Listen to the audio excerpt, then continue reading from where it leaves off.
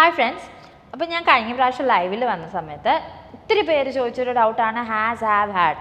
ഇതിനെക്കുറിച്ചൊരു class എടുത്തു തരൂ, ഇതെന്താണെന്ന് പറഞ്ഞു തരും. അപ്പോൾ ലൈവിൻ്റെ ഇടയിൽ എനിക്ക് പറഞ്ഞു തരാൻ പറ്റുന്നതിന് ലിമിറ്റ് ഉണ്ട്. അപ്പോൾ അതുകൊണ്ടാണ് ഇന്നത്തെ ക്ലാസ്സിൽ നമ്മൾ പഠിക്കാൻ പോകുന്നത് ഹാസിനെ കുറിച്ചും ഹാവിനെ കുറിച്ചും. ഹാഡിനെ കുറിച്ച് നമുക്ക് അടുത്ത ക്ലാസ്സിൽ പഠിക്കാം. അപ്പോൾ എന്താണ് ഹാസ് ഹാവ്, എന്താണ് ഇതിൻ്റെ ബേസിക് ആയിട്ടുള്ള യൂസേജസ്, അത് മാത്രമേ ഇന്നത്തെ ക്ലാസ്സിൽ പഠിപ്പിക്കുന്നുള്ളൂ. നമുക്ക് നോക്കാം. അപ്പോൾ ഹാസ് ഹാവ് എന്ന് പറയുന്നത് രണ്ടിൻ്റെയും യൂസേജസ് ഒന്നാണ്, പക്ഷേ യൂസ് ചെയ്യുന്ന സിറ്റുവേഷൻസ് ഡിഫറെൻ്റ് ആണ്. എങ്ങനെയാണ് സിറ്റുവേഷൻ ഡിഫറെൻ്റ് ആവുന്നതെന്നല്ലേ? ഇപ്പം നമ്മൾ ഒരാളെക്കുറിച്ച് മാത്രമാണ് സംസാരിക്കുന്നതെങ്കിൽ നമ്മളവിടെ ഹാസ് യൂസ് ചെയ്യും. ഓക്കെ, ഒരാളെക്കുറിച്ച് മാത്രമാണ് സംസാരിക്കുന്നതെങ്കിൽ അവിടെ ഹാസ് യൂസ് ചെയ്യും. ഒന്നിൽ കൂടുതൽ ആളുകളെക്കുറിച്ചോ അല്ലെങ്കിൽ ഐ എന്ന വാക്ക് ഉപയോഗിച്ചാണ് നമ്മൾ സംസാരിക്കുന്നത്, അല്ലെങ്കിൽ യു എന്ന വാക്ക് യൂസ് ചെയ്താണ് സംസാരിക്കുന്നതെങ്കിൽ നമ്മളവിടെ ഹാവ് യൂസ് ചെയ്യും. ഇപ്പോൾ ഇത് കേൾക്കുമ്പോൾ നിങ്ങൾക്ക് മനസ്സിലാക്കാൻ കുറച്ച് ബുദ്ധിമുട്ടുണ്ടാവും. അപ്പോൾ നമുക്ക് കുറച്ചുകൂടി ഡീറ്റെയിൽ ആയിട്ട് പോവാം, അപ്പോൾ നിങ്ങൾക്ക് മനസ്സിലാവും.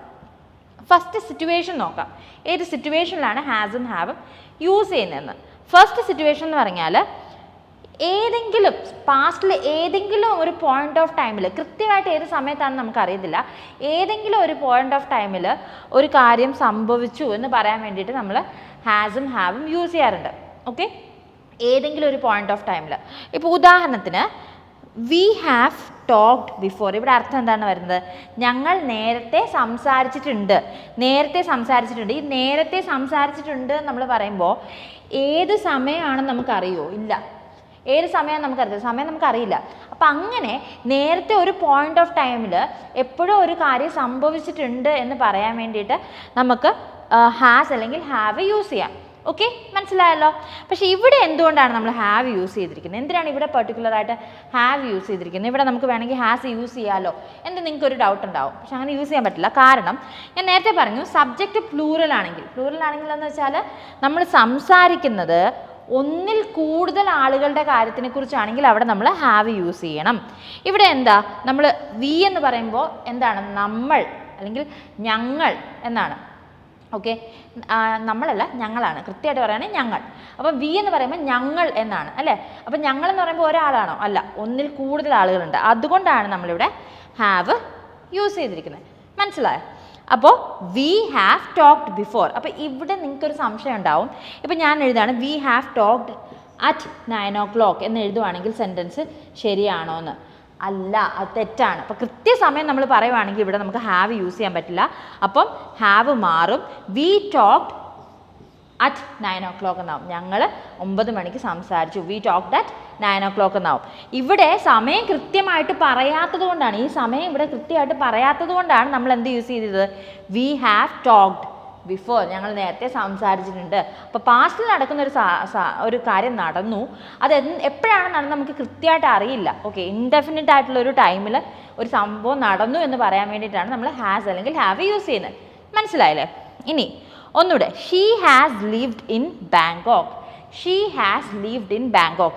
ഇവിടെ അവൾ ഏത് വർഷത്തിലാണ് ജീവിച്ചിരുന്നത്, അല്ലെങ്കിൽ ഏത് കാലഘട്ടത്തിലാണ്, എപ്പോഴാണ്, എന്നാ, ഏത് മാസത്തിലോ ഒന്നും പറയുന്നില്ല. അവൾ ബാങ്കോക്കിൽ ജീവിച്ചിട്ടുണ്ട് എന്ന് മാത്രം നമ്മൾ പറയുന്നുള്ളൂ. അവൾ ബാങ്കോക്കിൽ ജീവിച്ചിട്ടുണ്ട്. എപ്പോഴാണ്, എന്നാണ്, ഏത് കാലഘട്ടത്തിലാണെന്ന് ഒന്നും നമുക്കറിയത്തില്ല. അപ്പോൾ അങ്ങനത്തെ സാഹചര്യത്തിലാണ് നമ്മളിവിടെ she has lived in Bangkok എന്ന് പറഞ്ഞത്. Okay, she has lived in Bangkok. Okay, അപ്പോൾ she has lived in Bangkok എന്ന് പറയാനുള്ള കാരണം എന്താണ്? നമുക്ക് വെറുതെ ഷീ ലിവ്ഡ് ഇൻ ബാങ്കോക്ക് എന്ന് പറഞ്ഞാൽ പോരെ? അതിൻ്റെ കാരണം എന്താണെന്ന് വെച്ചാൽ ഇവിടെ സമയം കൊടുത്തിട്ടില്ല. ഇപ്പം ഞാൻ പറയാണ് she lived in Bangkok in the year 2000. In the year 2000 എന്ന് പറയാണ്. 2000 എന്ന വർഷത്തിൽ അവൾ ബാങ്കോക്കിൽ ജീവിച്ചു, അങ്ങനെ താമസിച്ചിരുന്നു. അങ്ങനെ പറയുമ്പോൾ she lived in Bangkok in 2000 എന്ന് എനിക്ക് പറയാം. പക്ഷേ ഇവിടെ നമ്മൾ അങ്ങനെയല്ല പറയുന്നത്. നമ്മൾ എന്താ പറയുന്നത്? അവൾ ബാങ്കോക്കിൽ ജീവിച്ചിട്ടുണ്ട്, താമസിച്ചിട്ടുണ്ട് എന്നേ പറയുന്നുള്ളൂ. അപ്പോൾ ആ സാഹചര്യത്തിലാണ് നമ്മളിവിടെ ഹാസ് യൂസ് ചെയ്തത്. ഓക്കെ, ഞാൻ ഇവിടെ I have eaten chicken. I have eaten chicken. Okay, ഇവിടെ ഐ ഹാവ് ഈറ്റൻ ചിക്കൻ എപ്പോ എന്ന് പറയുന്നില്ല. എപ്പോഴാണ്, എപ്പോൾ എന്നുള്ളത് ഇവിടെ വ്യക്തമാണോ? അല്ല, എപ്പോഴെന്നുള്ളത് ഇവിടെ വ്യക്തമല്ല, അതിനൊരു പ്രസക്തിയില്ല. അപ്പോൾ അതുകൊണ്ടാണ് നമ്മൾ ഹാവ് ഇവിടെ യൂസ് ചെയ്തിരിക്കുന്നത്. അപ്പോൾ നമ്മളൊരു പ്രവൃത്തി ചെയ്തു, അല്ലെങ്കിൽ ആരെങ്കിലും ഒരു പ്രവൃത്തി ചെയ്തു, അതെപ്പോഴാണെന്ന് വ്യക്തമല്ല, പാസ്റ്റിൽ എപ്പോഴോ ആണ്. അപ്പോൾ എപ്പോഴാണ്, ആ സമയം വ്യക്തമല്ലാത്ത സമയത്താണ് നമ്മൾ ഹാസ് അല്ലെങ്കിൽ ഹാവ് യൂസ് ചെയ്യുന്നത്. I have eaten chicken. ഇപ്പം ഞാൻ പറയാണ് എന്താ, എനിക്ക് 10 മണിക്ക് ഞാൻ ചിക്കൻ കഴിച്ചു എന്നെനിക്ക് പറയണം. 10 മണിക്ക് ഞാൻ ചിക്കൻ കഴിച്ചു, അല്ലെങ്കിൽ പോട്ടെ 10 മണി പോട്ടെ, ഇന്നലെ ഞാൻ ചിക്കൻ കഴിച്ചു എന്ന് എനിക്ക് പറയണം. ഇന്നലെ ഞാൻ ചിക്കൻ കഴിച്ചു. ഞാൻ എങ്ങനെ പറയും? ഐ എയ്റ്റ്, അല്ലെങ്കിൽ I ate chicken yesterday. I ate chicken yesterday. പക്ഷേ ഇവിടെ ഐ ഹാവ് ഈറ്റൻ ചിക്കൻ നമ്മൾ എന്തുകൊണ്ടാണ് പറഞ്ഞത്? നമ്മൾക്ക് അറിയില്ല, അല്ലെങ്കിൽ നമ്മൾ പറയുന്നില്ല എപ്പോഴാണെന്നുള്ളതിന് ഇവിടെ പ്രസക്തിയില്ല. അതുകൊണ്ട് നമ്മൾ എന്താ യൂസ് ചെയ്തിരിക്കുന്നത്? ഐ ഹാവ് ഈറ്റൻ ചിക്കൻ എന്ന് കൊടുത്തിരിക്കുന്നത്.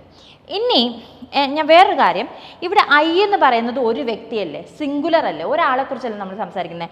പിന്നെ എന്തിനാണ് ഇവിടെ ഹാവ് യൂസ് ചെയ്തിരിക്കുന്നത്? നിങ്ങൾക്കൊരു സംശയം ഉണ്ടായിരിക്കാം. അതുകൊണ്ടാണ് ഞാൻ ആദ്യം പറയുന്നത്, നമ്മൾ ഹാവ് പ്ലൂറൽ സബ്ജക്ട്സിൻ്റെ കൂടെ യൂസ് ചെയ്യും. അതായത് ഒന്നിൽ കൂടുതൽ വ്യക്തികളെക്കുറിച്ച് സംസാരിക്കുമ്പോൾ നമ്മൾ യൂസ് ചെയ്യും. അതുപോലെ തന്നെ ഐ എന്ന സബ്ജക്റ്റിൻ്റെ കൂടെയും യു എന്ന സബ്ജക്റ്റിൻ്റെ കൂടെയും. അതായത് എന്നെക്കുറിച്ച് സംസാരിക്കുമ്പോഴും നിങ്ങളെക്കുറിച്ച് സംസാരിക്കുമ്പോഴും ഞാൻ എന്താ യൂസ് ചെയ്യുക? ഹാവ് എന്ന വാക്കാണ് യൂസ് ചെയ്യുന്നത്. എല്ലായിടത്തും നമുക്ക് ഹാവ് യൂസ് ചെയ്യാൻ പറ്റില്ല. ഒരു ചെറിയ ടിപ്പ് തരാണെങ്കിൽ, ചെയ്തിട്ടുണ്ടോ,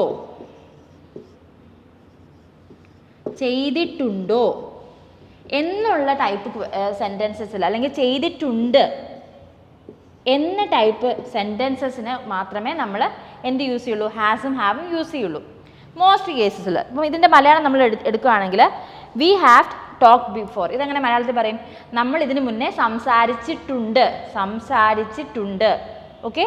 ഇനി ഇവിടെ she has lived in Bangkok. അവൾ ബാങ്കോക്കിൽ താമസിച്ചിട്ടുണ്ട്. ഓക്കെ, ഒരു കാര്യം ചെയ്തിട്ടുണ്ട്.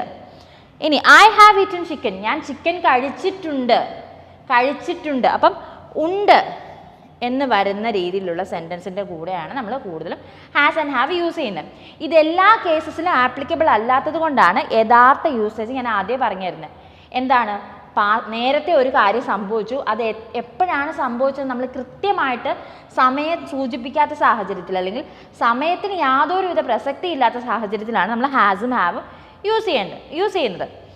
അപ്പം അത് കഴിഞ്ഞിട്ടുള്ള അടുത്ത ഇമ്പോർട്ടൻ്റ് ആയിട്ടുള്ള യൂസേജ് എന്താണെന്ന് വെച്ചാൽ, നമ്മുടെ കൈവശം എന്തെങ്കിലും ഉണ്ട്, അല്ലെങ്കിൽ നമ്മൾക്കൊരു ബന്ധമുണ്ട് എന്ന് പറയാനായിട്ട്, നമ്മുടെ റിലേഷൻഷിപ്പിനെ കുറിച്ച് പറയാൻ വേണ്ടിയിട്ടും, നമ്മുടെ കൈവശം ഒരു വസ്തു ഉണ്ടെന്ന് പറയാൻ വേണ്ടിയിട്ടും നമുക്ക് ഹാസോ ഹാവോ യൂസ് ചെയ്യാം.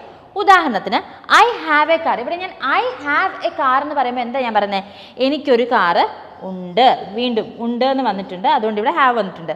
ഐ ഹാവ് എ കാർ, എനിക്കൊരു കാർ ഉണ്ട്. ഇവിടെ എന്തുകൊണ്ടാണ് നമ്മൾ ഐയുടെ കൂടെ ഹാവ് യൂസ് ചെയ്തിരിക്കുന്നത് നിങ്ങൾക്ക് അറിയാമല്ലോ. നമ്മൾ ഹാവ് ഒന്നിൽ കൂടുതൽ ആളുകളെ കുറിച്ച് സംസാരിക്കുമ്പോഴും, അതുപോലെ തന്നെ ഐ യു എന്നീ വാക്കുകളെ കുറിച്ച് സംസാരിക്കുമ്പോഴും ഹാവ് യൂസ് ചെയ്യും.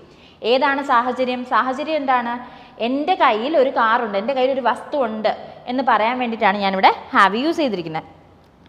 They have A home.